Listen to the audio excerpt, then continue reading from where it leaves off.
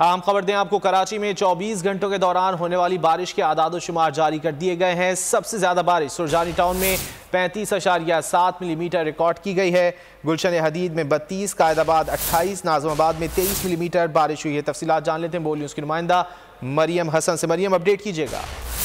देखिए, बिल्कुल मगरिबी हवाओं का सिलसिला जो है वो गुज़िश्ता रोज़ शहर में दाखिल हुआ था, जिसके सबब गुज़िश्ता रोज़ से ही शहर में वक्फे से बारिश का सिलसिला जारी है।